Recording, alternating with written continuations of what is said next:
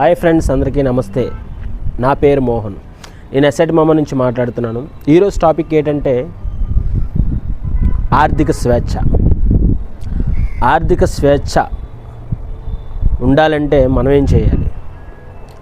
ఆర్థిక స్వేచ్ఛ గురించి చాణక్యులు ఒక మంచి పదాలు చెప్పారండి. అందులో ఒకటి నేను మీకు చెప్తాను. వాణిజ్యం ధనం మూలం. వాణిజ్యం ధనం మూలం అంటే నువ్వు వ్యాపారం ద్వారా మాత్రమే ధనాన్ని సంపాదించగలవు. వాణిజ్యం ధనం మూలం అంటే నువ్వు వ్యాపారం ద్వారా మాత్రమే ధనాన్ని సంపాదించగలవు. వ్యాపారం ద్వారా, పెట్టుబడుల ద్వారా మాత్రమే నీ ఆర్థిక స్వతంత్రం వస్తుంది. ఒక ఉద్యోగం చేస్తే ఆ ఉద్యోగానికి బానిసగా బ్రతకాల్సి వస్తుంది. ఉద్యోగం బానిస అంటే ఫ్యామిలీని ఒక మాదిరిగా ప్రొటెక్టివ్గా తీసుకెళ్ళడానికి బాగుంటుంది. కానీ నువ్వు గొప్ప స్థాయికి వెళ్ళాలన్నా, ఉన్నత స్థాయికి వెళ్ళాలన్నా సరే నీ ఆర్థిక స్వేచ్ఛ ఉండాలి. నీకు ఆర్థిక స్వేచ్ఛ ఉండాలి అంటే నీకు వ్యాపారంలో లాభాలు సృష్టించగలగాలి.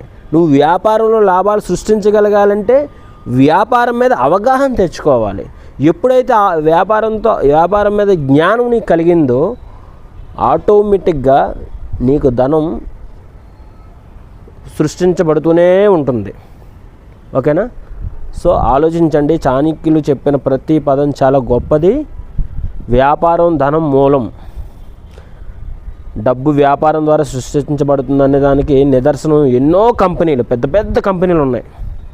రిలయన్స్ ఇండస్ట్రీస్ అవనివ్వండి, టాటా మోటార్స్ అవనివ్వండి, గోల్డ్ షాప్స్, ఎవ్రీథింగ్. ఈ ప్రపంచమే కొనుగోళ్ళు అమ్మకాల మీద నడుస్తుంది. ఇలా కొనుగోళ్ళు అమ్మకాల మీద నడుస్తుందంటే డబ్బు సృష్టించబడుతుంది, మారబడుతుంది.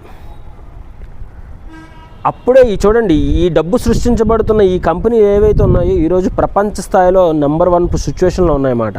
వ్యాపారం చేసి మీ చుట్టుపక్కల ఎక్కడైనా చూడండి, వ్యాపారం పెట్టుబడులు పెట్టిన వాళ్ళు మాత్రమే ధనవంతులుగా ఉన్నారు. ఉద్యోగం చేసినోడు ఏ రోజుకి ధనవంతుడు కాలేడు. వాళ్ళ దగ్గర పని చేస్తాడు, వాడికంటే తక్కువగా బ్రతకాలే తప్ప గొప్ప స్థాయికి వెళ్ళాలంటే నువ్వు ఇండివిజువల్గా ఆలోచించిన రోజు, నీ శక్తి సామర్థ్యాల మీద నీకు నమ్మకం కలిగిన రోజు నువ్వు సక్సెస్ అయిపోతావు. 100% సక్సెస్ అయిపోతావు. ఇది నువ్వు నమ్మితే జరుగుతుంది. Thank you.